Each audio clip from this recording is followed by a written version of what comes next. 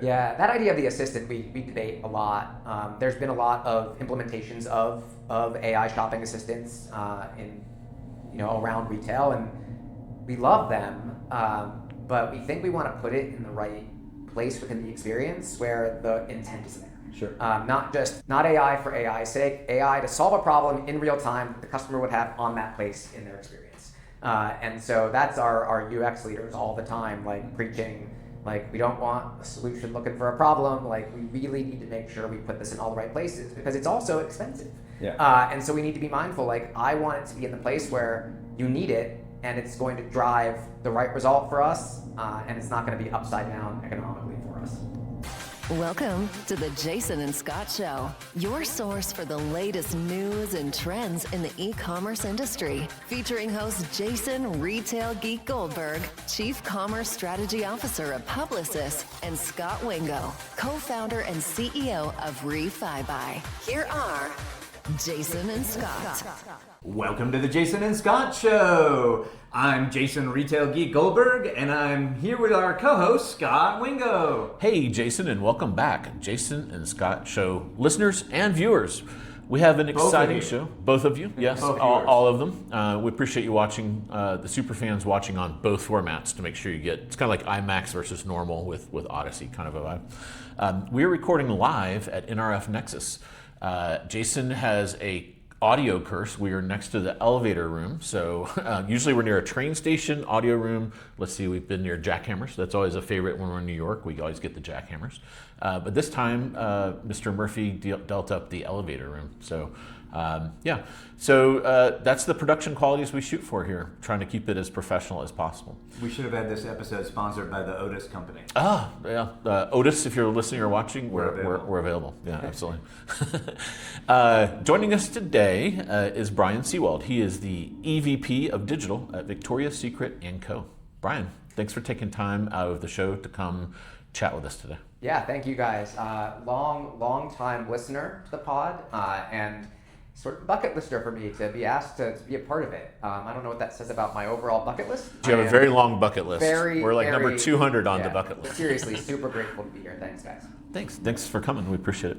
The pleasure is all ours. I'm picturing your bucket is shaped like a funnel with some very trivial bucket items at the top, like us, and then some really aspirational stuff at the bottom. Yeah, we've got I still need to run a marathon. I still need to climb Mount Kilimanjaro because I just met somebody this morning that did that already. Oof. So you've got some things on there that we're looking for aspirations later. Yeah, fair enough. So Brian, as you well know, we always start out our shows with guests by kind of introducing the audience to your background. In your case, Victoria's Secret is in the retail capital of the world in Columbus, Ohio, and you have had the opportunity to be involved in several historic brands from the Columbus area. So can you kind of walk us through how you got here? Yeah, sure thing. So I am a lifelong retailer at this point. I came out of college, shout out to Penn State and my Nittany Lions, with all intents of being in finance. That was my goal. And I interned in finance when I was in college, and that did not resonate with me.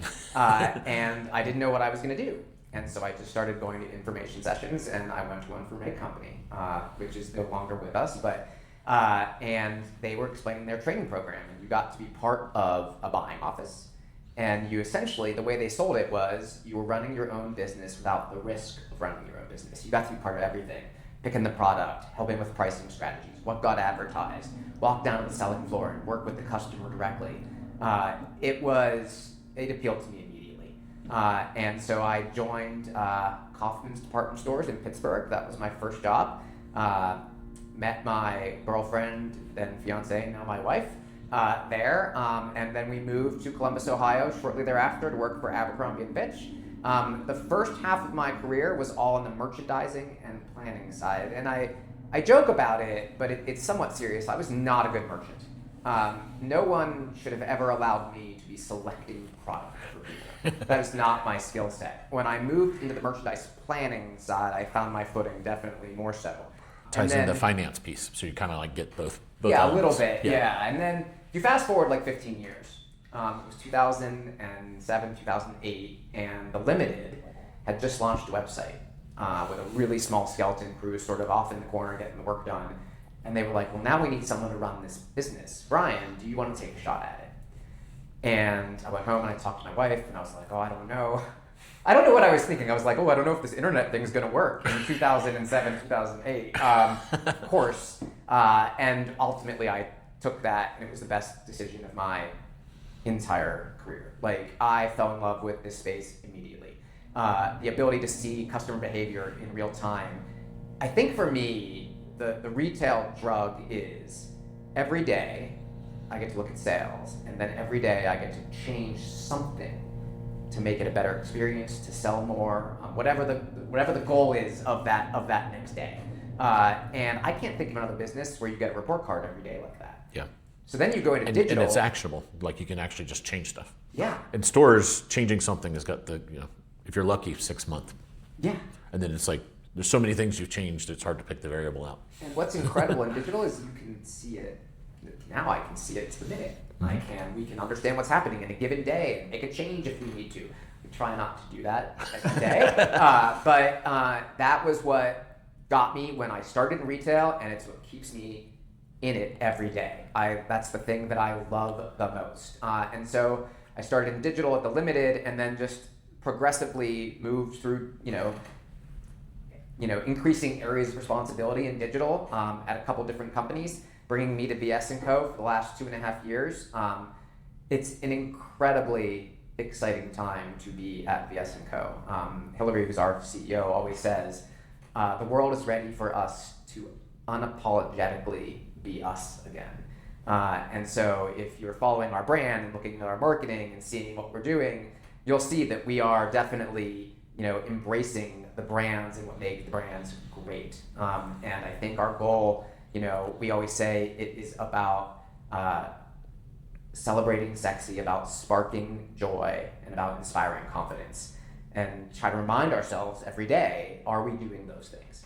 And it's been a wild ride. It's been super fun. And watching our customers react to what we're doing, in addition to the fact that the business has been strong and everything, and if you're following our earnings releases, you see that, but just watching the customer reaction to what we're doing has been just really, really enjoyable.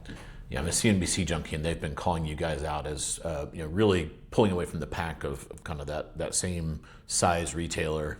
Here lately, you've just been really supersizing the growth, and so the customers are responding to it. Yeah, our my boss, who's Elizabeth Price, our chief marketing officer, she always says, think monumental, not incremental. And so we're trying to take bigger swings, do bigger things. I think our fashion show is a great example of that. I don't know all of what's in store for our fashion show this year, but what I do know is bigger. Everything's going to be bigger, scale, more exciting, and we're really jazzed about that. So every time I see those earnings calls, my main thought is, thank God you negotiated such a big equity position as part of your compensation. So I'm of course, yeah. Super. Being a friend of Brian is my main retirement strategy. So I'm excited about that. I'm also imagining the very beginning of your career. I'm laughing because I feel like a week before you took that job at Limited, I guarantee you there was a board meeting at the Limited where someone's like, no one's ever going to buy clothes online. Well, and I remember because I launched my first mobile site at the Limited, and my wife, who's usually somewhat forward-thinking, looked at me and said, Brian, no one's ever going to shop for clothes on their phone. Yes. And so I sit here now with 90% of our traffic being through mobile, and sometimes higher, and I'm like, she gets a lot right. She got that one wrong. It was hard to envision before the smartphone that it could happen. Yeah. And even with the iPhone 1, it was kind of like, this screen is so small. It's come such a long way. Yeah. As everyone knows, like I'm old and miss every trend, but like I launched my first mobile site. It was a thing at the time called a WAP browser. So it actually, I remember this. It wasn't graphical. It was a pure text-based browser, and that was the hill I was going to die on. Is the world's going to start shopping on these mobile devices, and everyone thought I was silly, and they were universally correct because no one ever did shop on a WAP browser. So I do think predicting the future is important, but the timing is also important because I unfortunately wasted a lot of my employer's money building this WAP e-commerce experience. There are hits and misses, right? So like voice commerce, when Alexa first came out, everyone's going to shop through voice. And I remember at the time saying to my executive partners, I said, I don't think so. I don't think people are going to be walking around with their phone yelling things into it while they're in a store environment, like trying to find the thing that they bought on, that they wanted on, that they saw online. So we built a voice interface in our app at the time. And when we looked at the analytics, I think there were like 80 uses of it, and I think I was probably like 77 of them. And so that was like one of the ones that didn't happen. Yeah. So within your role, tell us. So I understand EVP, you report to the CMO, and then the digital. So what all is in your role? What are some of the things that aren't in your role? And do you cut across? Victoria's Secret has a bunch of brands. That's the & Co. So there's Pink, and then I'm sure there's a bunch I don't know about. What are all the brands, and how do you cut across those? Yeah, so first of all, it's Victoria's Secret, it's Pink, and then it's Beauty. So each one of those has their own distinct brand president and leadership team.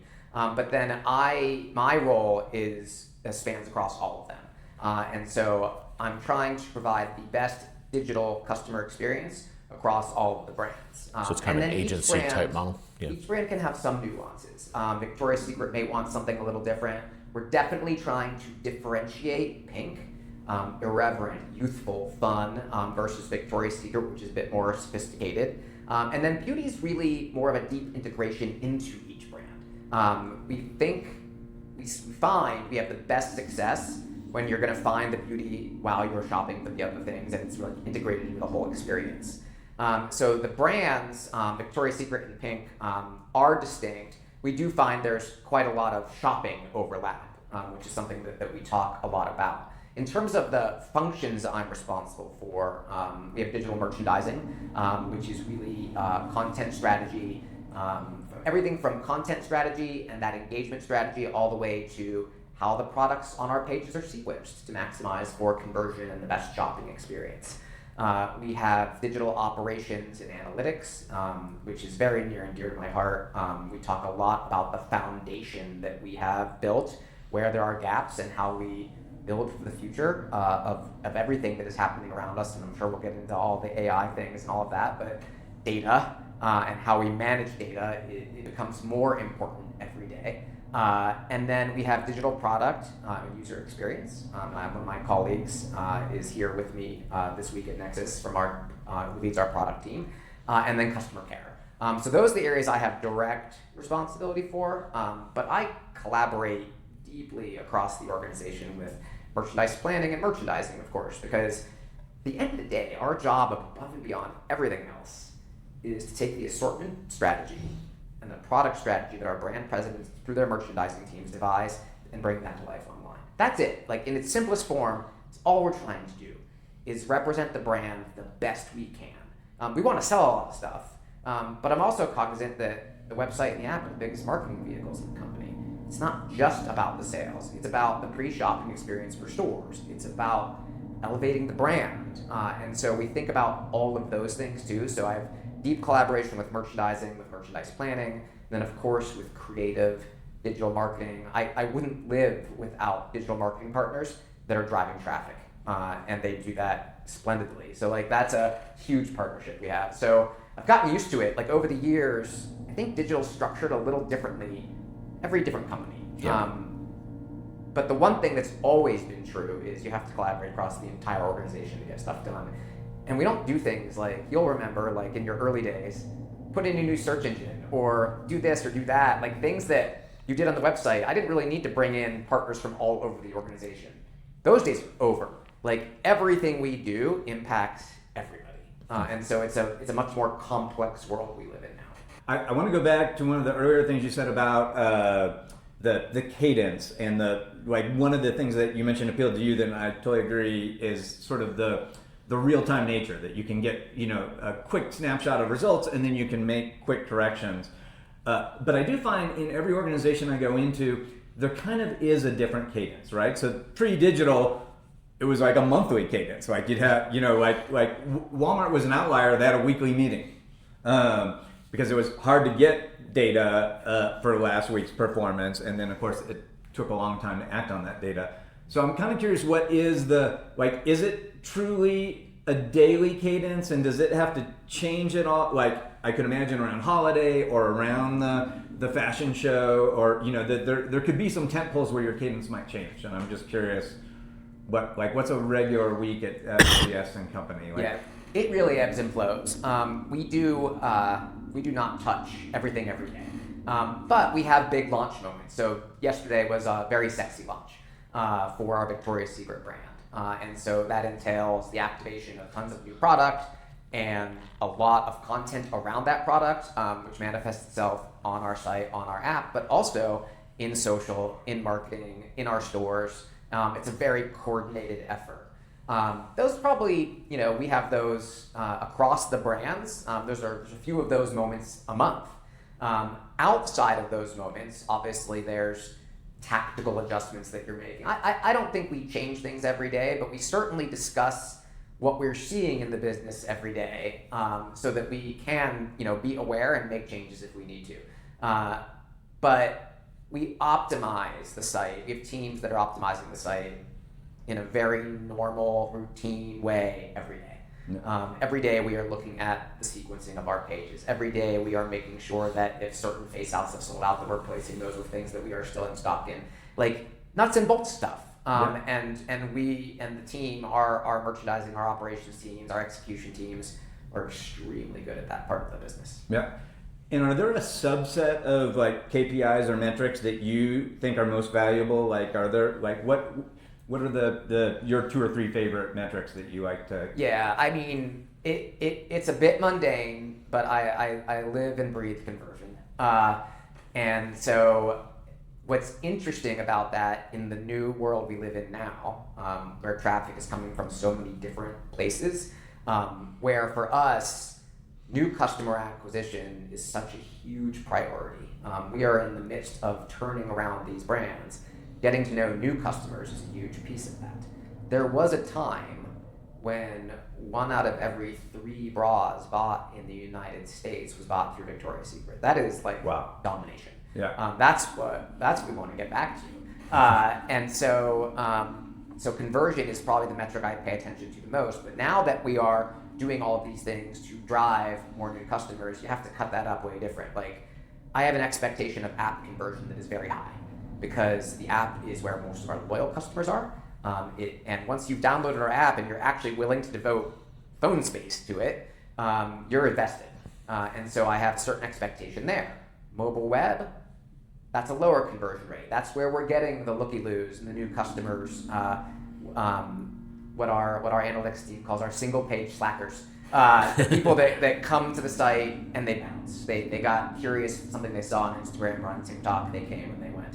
And so our expectations for conversion in a world where you're growing traffic so differently all the time is now different. And so I have to sort of, each week we discuss what was our traffic level? What was the quality of that traffic? What does that mean for conversion? Are we happy or are we sad? Where are the opportunities to make it better? So those things I would say are the most important things. I think the sneaky KPI we don't talk enough about is just our average order value. Because there are times when that helps or hurts the overall economics of the operation, and that's probably one we need to focus more on. I love that, and it's funny, we're here at NRF Nexus this week, and it's actually, I've been involved in several hallway conversations around conversion rate, right? Because obviously, super important metric, everyone wants to benchmark themselves on conversion rate, and the dilemma, per your point, is there was a world in which digital was a small silo within a big organization and only certain kind of people came through the digital funnel. Today, it probably influences 100% of purchases in your company, right? And so not everyone comes into our digital ecosystem at the same place in the purchase cycle. They don't all have the same purchase intent. And so the super basic definition of conversion rate, orders over traffic, kind of can obfuscate a lot of what's going on. That traffic that you get direct from TikTok may have very different buying intent than the minuscule amount of traffic you get direct from the bots. I like to needle Scot with the agentic traffic, which I'm sure we'll get to. And that might be very different than the conversion rate you might expect from your app, right? And so I actually have run into a couple people at the show that talk about how, internally, we have a different metric. We have what we call real conversion rate, where they try to normalize for some, like, focus on the conversion rate of people they think actually are at the bottom of funnel versus top of funnel. And I'm curious, like, do you guys, the problem with that real conversion rate is then when eMarketer publishes a benchmark, your boss comes to you and goes, how come our conversion rate is so much different than the industry standard? So I'm curious, like, do you guys go through any of that? We do. We have, as we should, we have tons of conversations on this topic specifically. And that's where this concept that our analytics team worked up of having like a traffic quality index came to life. Because the problem they were trying to solve was basically validating that the conversion was expected or not expected. Like what ebbs and flows did we see and why? I've talked to a couple colleagues here, and you'll ask that question and they'll say, well, what does conversion even mean anymore in this new world? And I was like, well, I'm not there yet. I still think it's an important metric that we have to track all the time, but I do think you can't track it accurately unless you get under the covers and look at how it's, so like we look at it by every marketing channel. Paid social versus organic social versus direct app traffic, et cetera, and we have different expectations for each of those things. Our promotional cadence, not surprisingly, has a massive impact on conversion. We ran a flash sale a couple weeks ago. The conversion rate for those 6 hours is understandably incredible. You move back to a completely full price moment, that conversion rate. So we have different expectations for every different part of the business. I don't see us ever not talking about conversion, but I do think that we're going to continue to get more granular in how we're looking at it. And my job is to just, be able to best explain it to all of my partners, because in a world where traffic is, always up, which is luckily what we're experiencing. I'm knocking on wood for you. And where conversion is therefore down a little, we've got to talk about that. Yeah. I wouldn't want to see that if I were an executive at a company. And so my job is partly to optimize it, but also partly to help educate all of our teams in terms of what's happening. Yeah, I love that idea of looking at conversion rate through the lens of traffic quality. Because, humorously, I'll get invited to a lot of companies for a short-term initiative. Jason, we've got a conversion rate problem. You got to help us improve our conversion rate. And my universal answer is, great news. I absolutely know how to improve your conversion rate. We just have to cut your traffic way down. Yeah, exactly.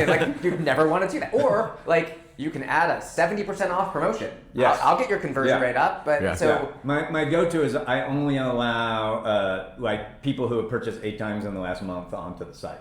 Yeah. Because they turn out to be quite loyal. But the loyalty thing brings me to another super interesting thing where I feel like you guys are sort of bucking the trend or leading the market. You alluded to your app and the high engagement you have on your app. And I want to learn from people that are in a vertical brand that have high engagement on the app. Because my general advice is I feel like us as an industry over-focus on the apps. Because they're lovely, but they're really hard. The real estate on the phone is super competitive, and the overall industry statistics on apps are daunting. The vast majority of apps that get downloaded get abandoned in the first 30 days, and you have a 95% mortality rate. And so you're running lots of companies where it's a vanity thing. They spent a bunch of money on the app, high-five themselves, and maybe their success criteria is downloads of the app, which again doesn't help you if 95% never use it after the first month. And so I always encourage people, the app is a valuable part of the ecosystem, but it's a loyalty play. It's a tool for the customers that most already love you. It's not a customer acquisition strategy. I'm not going to be surprised if you tell me that in your case I'm at least partially wrong. It is. I am often surprised at the amount of new-ish customers that download the app as fast as they do. That is unexpected. Yeah. And we've had, and you're right, we look at our app downloads every week. Last year, we had a huge initiative to essentially, the rallying cry was we're going to double our app downloads. And when you say something like that, you might not double it, but we certainly got a huge increase in them.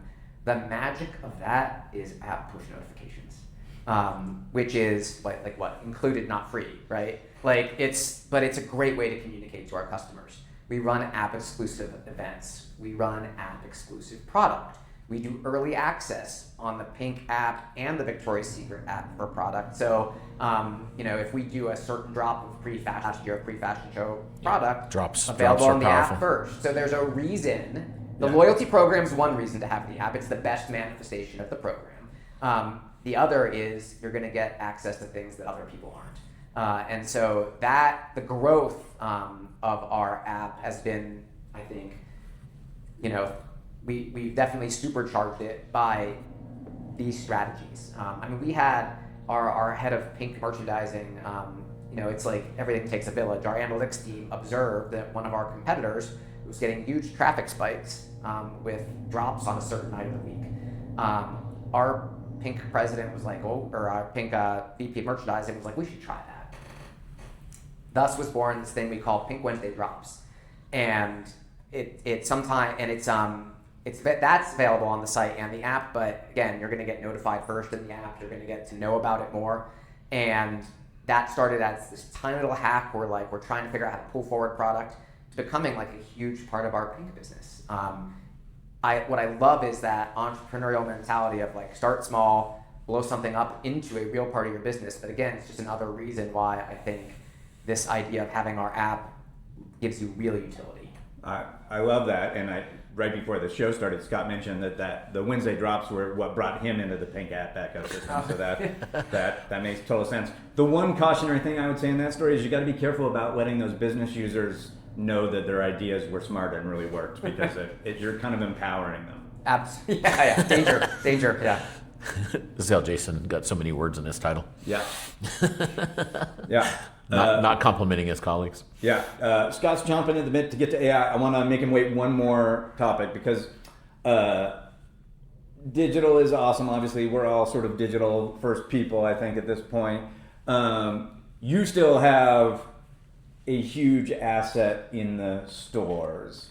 And the thing I'm really interested in is all of those customers that, in my mind, are now digital first, and that app is the homepage, is the front of their experience, not that store, have higher expectations when they go into the store. And so I'm always curious how you think about digital in-store, or how you think about making those customers happy that have gotten used to the cool amenities you have in store. And I'm even curious, is that in your scope? Because in a lot of organizations, that's still kind of siloed. Yeah, it is.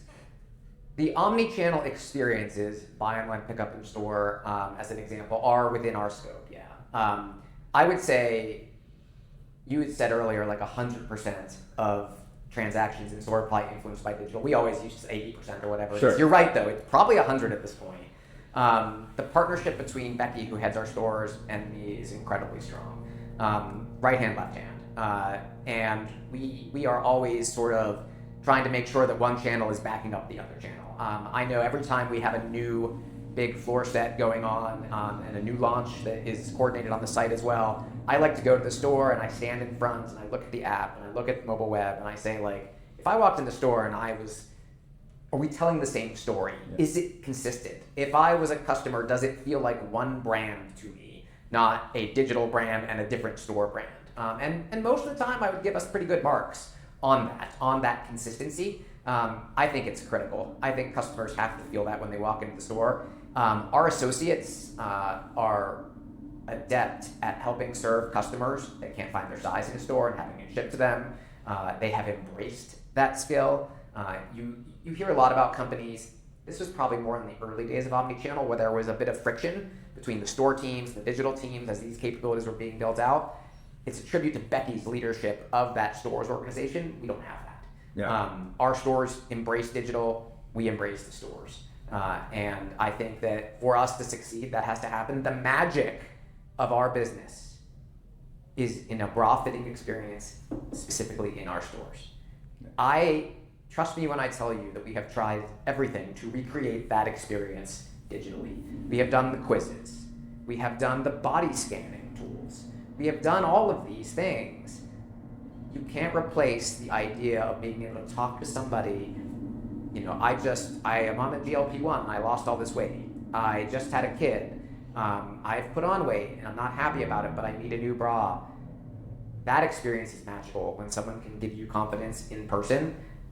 I think, we can talk about AI all you want. I still don't think you can recreate the magic of the store experience completely online. We're going to get as close as we can, but that store experience will always be incredibly important as these brands move forward.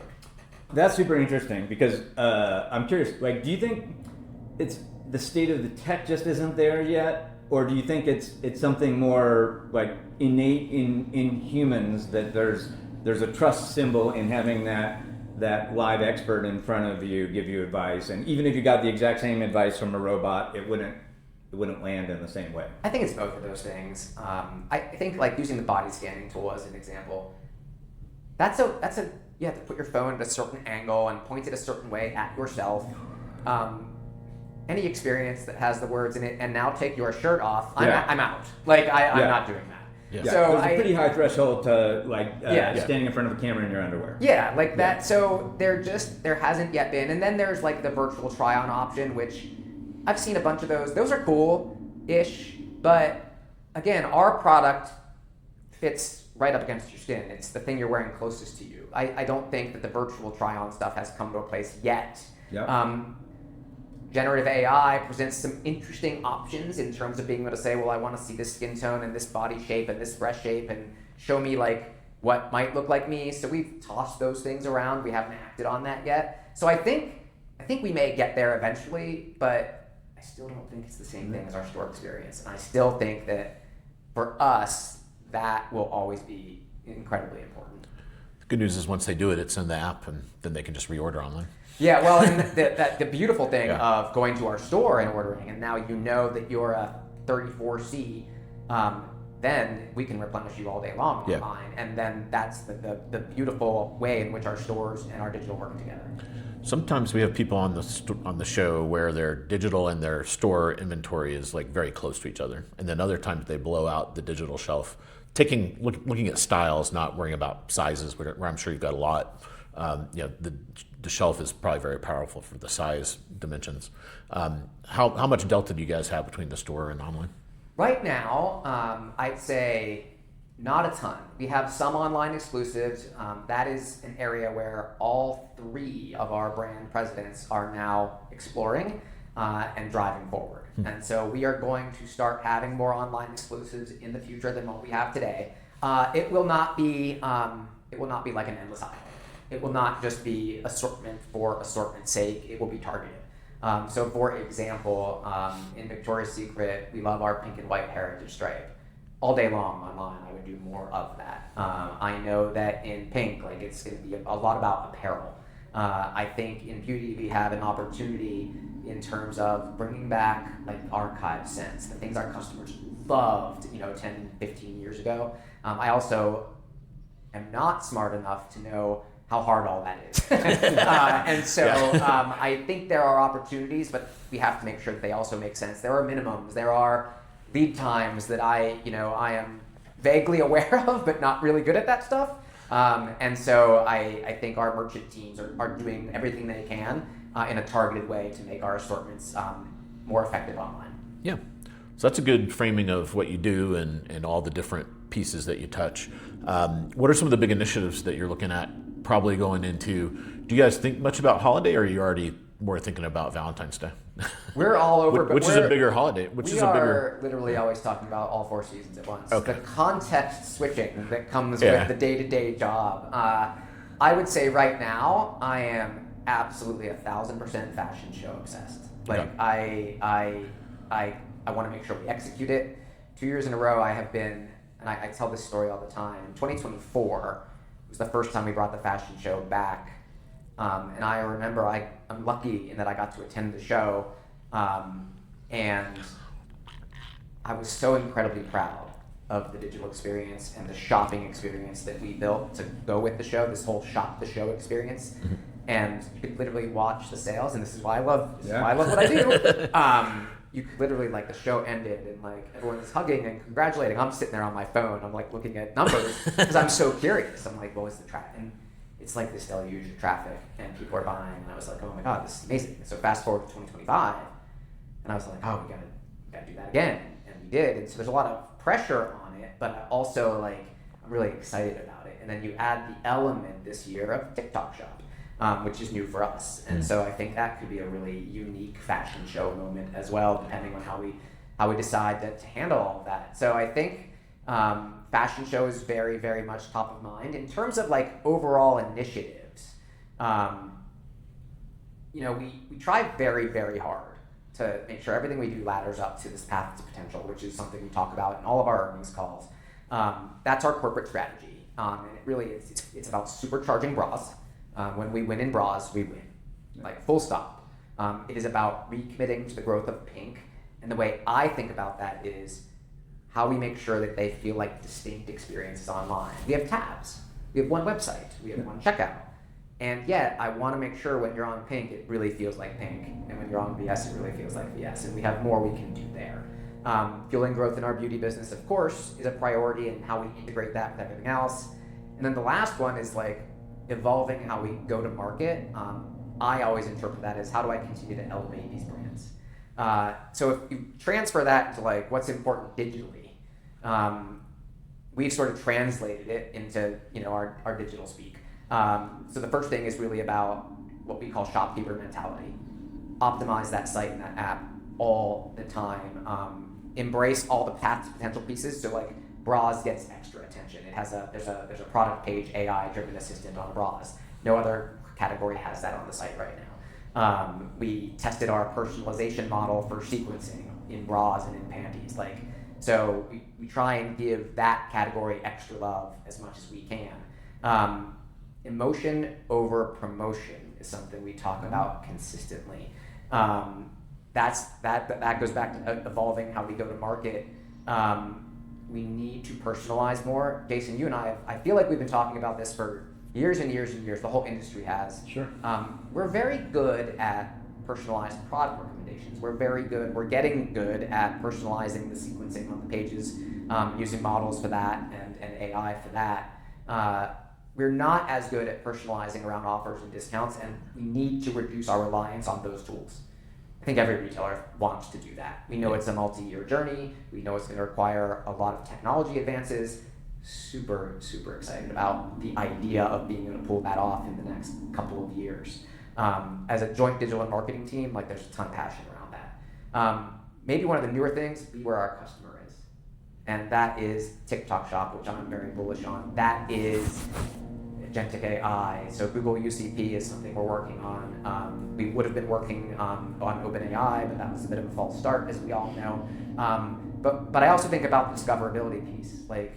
We're going to be in all of these places, and we're going to try and do it faster than Victoria's Secret & Company traditionally did. Not because I think there's some avalanche of sales coming from these places, but because we have to be where the customers are, and I think the discoverability piece is massive for us. Yeah. And that traffic, while still small, growing fast, but still small in absolute terms, that's what's coming. Yeah. And so being where our customer is something we talk a ton about.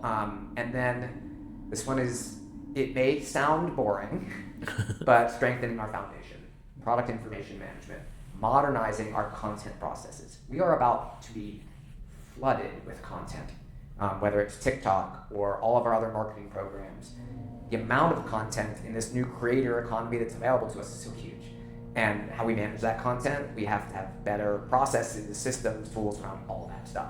So those are the things that in digital are the most near and dear to our hearts right now. Yeah, the product thing's smart because people are under-investing in it. It feels like you kind of talked about it as a little bit of a silo, but it will impact your AI stuff more than anything. Even your on-site bra AI will get smarter when you do that PIM piece. Because someone's asking it, which bra did this celebrity wear? And right now it may not know that because the PIM doesn't know that. Yeah, product information management for us is, again, it flies a little under the radar. I'm probably the most engaged leader because we know how important it is. But you're right, it's going to enable so many of the experiences that we need to enable go forward. Yep. I think it's super interesting because when people think about these AI discovery experiences, you want to quickly go to the shopper context. What's all the nuances about that shopper that are going to influence what product is best going to meet our needs? But we do forget the other side of that coin is we need way more context about the product than we traditionally have. And in your case, you're mostly vertically integrated. So you make a lot of the products you sell. And so you are absolutely the canonical source of truth for how many ounces this garment weighs, and how many millimeters this strap is, and all of these things that we would have never needed in a traditional brick and mortar merchandising system, but are very useful for the robot. Yeah, and when we think about bras, like some of our competitors do the most incredible job of this, and we have an area of opportunity around overall content, articles. They're not because we think the customer wants to read a ton of articles on our site, but because all of the LLMs need to pick up that content.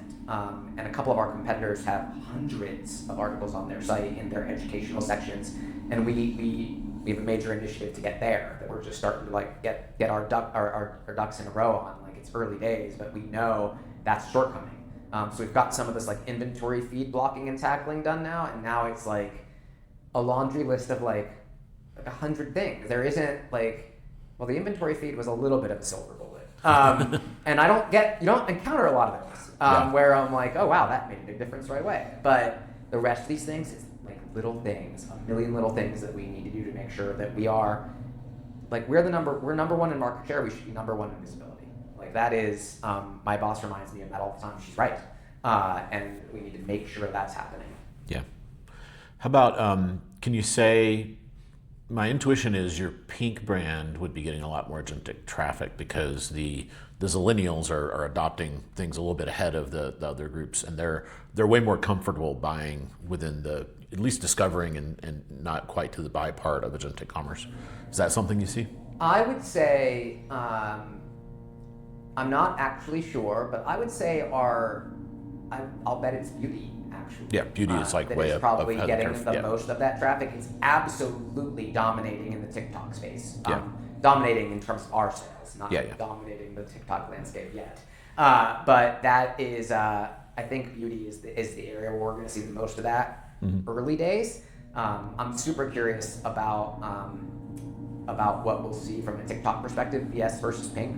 But we've been so focused on the beauty piece of it right now that we haven't gotten there. And on the agentic piece, it would make sense to me that younger consumer would be more comfortable shopping that way. Yeah, and you probably don't know this or can't say it, but we have within our customer base, and it's interesting, Adobe reports it converts traffic referral from ChatGPT and Gemini primarily, converts it 40% more. We see orders of magnitude higher than that. It's pretty interesting that, to Jason's point, it is small, but it punches way above its weight if you were to rank channels by conversion. Yeah, I mean, I would concur. I would say it's a smaller level of traffic. We're very happy with how it converts when we do see it. I think it's high intent. Yeah. And so that doesn't surprise us. And I know that avalanche of traffic will come because this is how people are, that's the new discovery.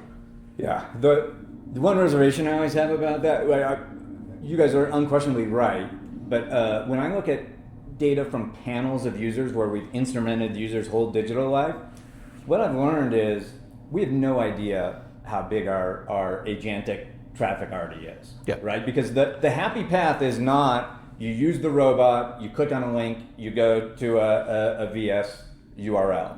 The happy path is you use the robot and you type one of the threads from the robot into Google, and then and that is not attributed to the robot, but it's even worse than that. A lot of the direct traffic's not attributed either. 100%. Yeah. So if it comes from a mobile app or a desktop app right now, it's stripping off the UTM and the so referrals. I just, at the moment, I feel like we have such poor understanding of those flows, and it's so difficult to measure. Like, I encourage people not to get too laser focused on any of those individual signals because they're directional at best. We do suspect there is some muddiness in terms of traffic source right now. I don't think I have a read, and I'm happy with what I can see, but I've always suspected that what I can see may not be 100% accurate right now. Yeah, if you have, depends on your analytics platform, but in GA4, we've helped people look for this pattern,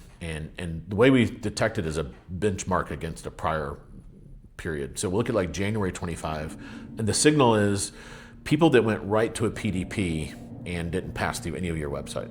and which is very unusual. Like certainly maybe some of your customers bookmark something and go there, but it's, we would catch that in the historic data. So if you look back in time and then compare today, the chart's up and to the right. And that's that dark, I call it dark agentic commerce traffic, where they've gone all the way through and they're clicking and we're missing it, or to your point, they're circling back through somewhere else.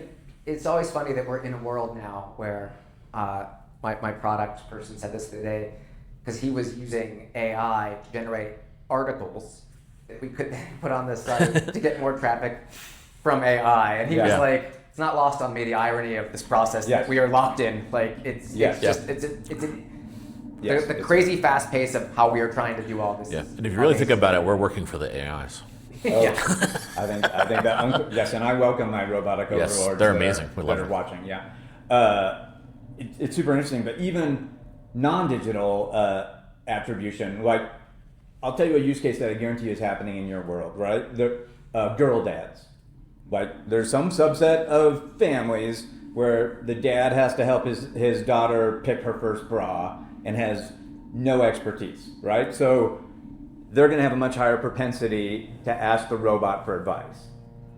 And they're going to take that advice and then they're going to walk into a store, right? And we're, at the moment, we don't see that. But to me, that's agentic commerce. That's, that robot helped that dad figure out that he needed to go to Victoria's Secret when he otherwise would not have.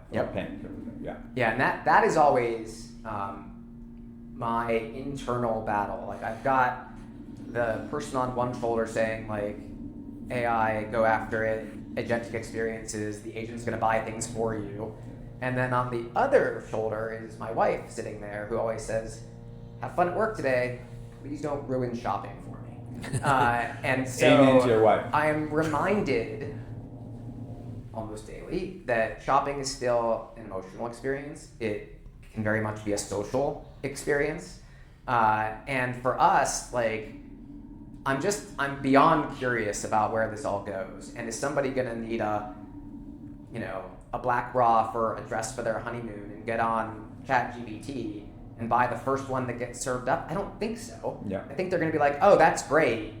Let me go to victoriassecret.com and see what other options they have. I remember back at NRF Big Show, there were those that were like looking way forward and saying agents are going to replace your websites and your apps, and I don't want to sound contrarian or not forward looking. I just don't see it, at least not in the next few years. And I think that there's a thrill of the hunt.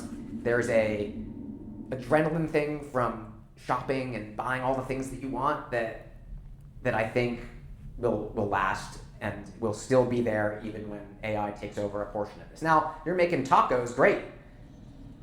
ChatGPT or Google Gemini all day, I get it. But for clothing and fashion and things like that, I think there's still a... Yeah, I think there's a spectrum, and there's highly considered purchases, and there's new consideration in categories and all these things where the robot might be an assistant, but it's not going to be the front of stage. And then there's auto replenishment, right? And so you probably are on the more discovery and reconsideration than you are on the replenishment side. Yeah, that idea of the assistant we debate a lot. There's been a lot of implementations of AI shopping assistants around retail, and we love them, but we think we want to put it in the right place within the experience where the intent is there. Sure. Not just not AI for AI's sake, AI to solve a problem in real time that the customer would have on that place in their experience. And so that's our UX leaders all the time, like preaching, like we don't want a solution looking for a problem, like we really need to make sure we put this in all the right places because it's also expensive. Yeah. And so we need to be mindful, like I want it to be in the place where you need it and it's going to drive the right result for us, and it's not going to be upside down economically for us. Yeah. Well, it's certainly working for you because you guys are on a great run. You're way outperforming the market, and we're coming to the end of our allotted time. But Brian, I'm super grateful for you coming and sitting down with us and sharing some of your insights with our listeners and our two viewers. Yeah. Thanks for taking time out of the conference. I've seen you post on LinkedIn. Is that the best place for folks to follow kind of your thought leadership in this space? Yeah, absolutely. I should post more than I do. Well, you're busy. You got some things going on. Typically, a lot of like when I want to congratulate teams on something or celebrate a win, that's the place that I go. But yeah, that's a great place to follow me. Absolutely. And thank you guys for allowing me the time to chat and to be a part of this. I really appreciate it. Absolutely. Yeah, we're thrilled to have you. And until next time, happy commercing. You've been listening to The Jason and Scot Show. For all the latest news and trends on e-commerce and shopper marketing, subscribe to us in iTunes or visit jasonandscot.com.